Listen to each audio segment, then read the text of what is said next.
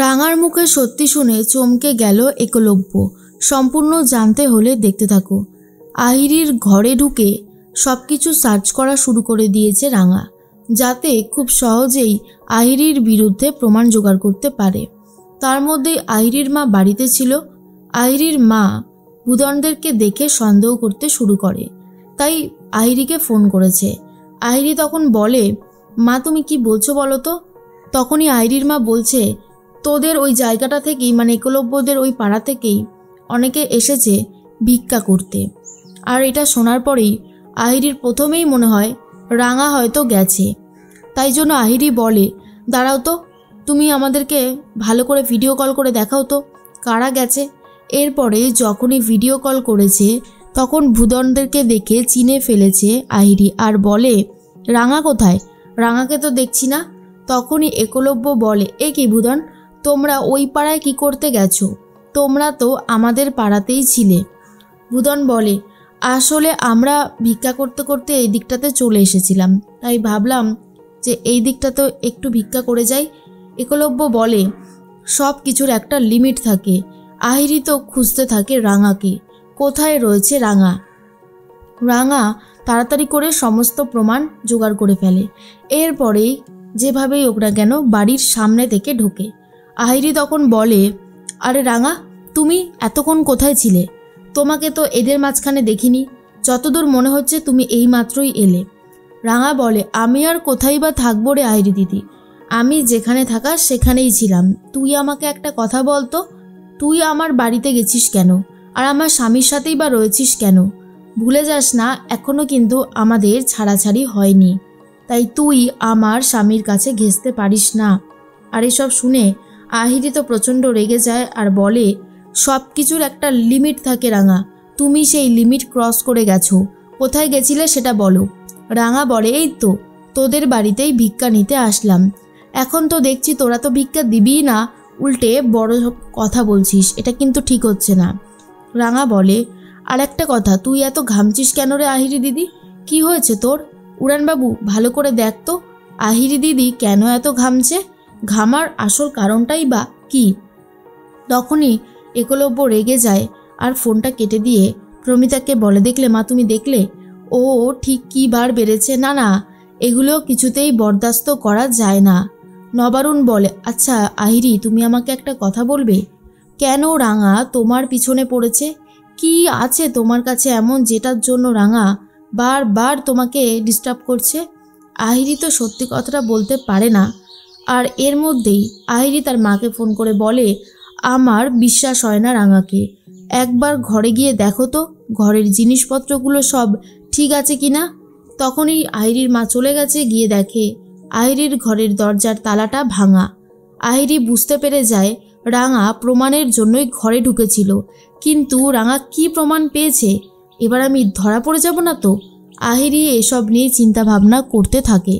তার মধ্যেই ভূদণ্ড বলে, এই রাঙা, সব ঠিক আছে তো? তুই আসল কাজটা করতে পেরেছিস তো? রাঙা তখন বলে, হ্যাঁ, আসল কাজ আবার করতে পারবো না? যেই কাজের জন্য এত ঝুঁকি নিলাম সেটাই যদি ঠিক মতন করতে না পারি তাহলে আর কি করেই বা হবে। এর মধ্যেই আহিরি ভাবে, যদি সত্যিটা সামনে নিয়ে আসে রাঙা, সব কিছু শেষ হয়ে যাবে এক নিমেষের মধ্যে। আহিরি তো কান্নাকাটি করতে থাকছে। তখনই একলব্য বলে, আহিরি তুমি শান্ত হও, আমি আজকেই রাঙার সাথে কথা বলবো, ও বারবার করে এই অন্যায় করতে পারে না। আহিরি চলে গেছে বৃন্দাদের কাছে। বৃন্দাদের সবটা খুলে বলে। তখনই বৃন্দা বলে, না না সাত্যকী, এইরকমভাবে মেনে নেওয়া যাচ্ছে না। এই মেয়েটার চোখ থেকে জল ঝরাচ্ছে ওই রাঙা, কিছু একটা করো। সাত্যকী বলে, আমি কি করব বলো তো? আমি কতটুকুই বা কি করতে পারি? যা করার আমি করতে পারবো না, পারবে আহিরি নিজেই। আহিরি যদি থানায় গিয়ে একবার কমপ্লেন করে তাহলে রাঙাকে অ্যারেস্ট করে নিয়ে যাবে অফিসাররা।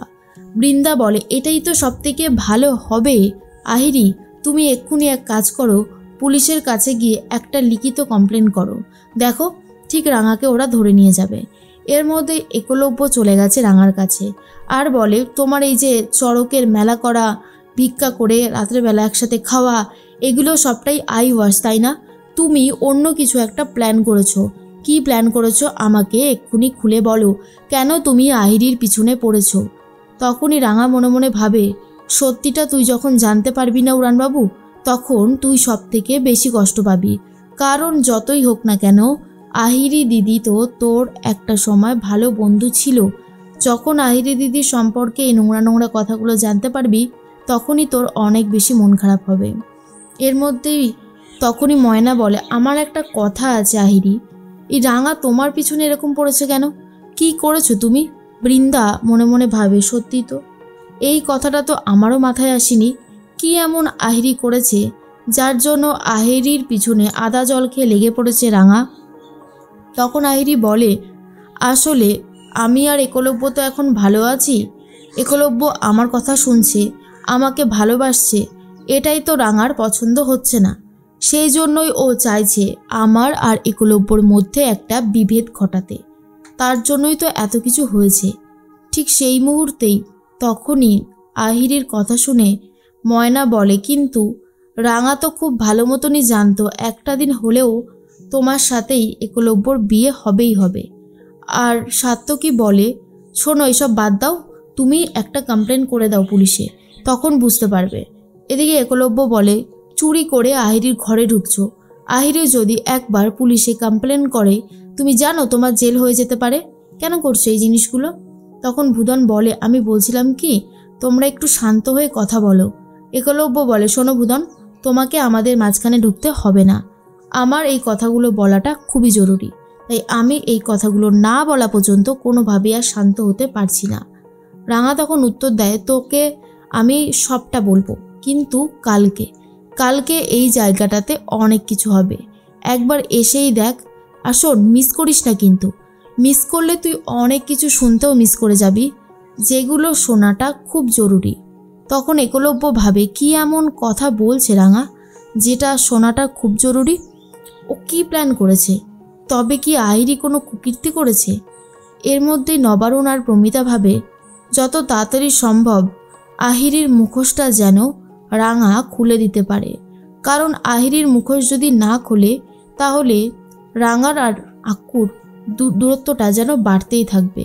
আর এদিকে আহিরি বলে, একলব্যর কাছে জিজ্ঞেস না করে আমি যদি রাঙার বিরুদ্ধে কোনো কমপ্লেন করি, তাতে একলব্য আর আমি দূরে চলে যাব, একলব্য হয়তো আমার উপর রেগেও যেতে পারে।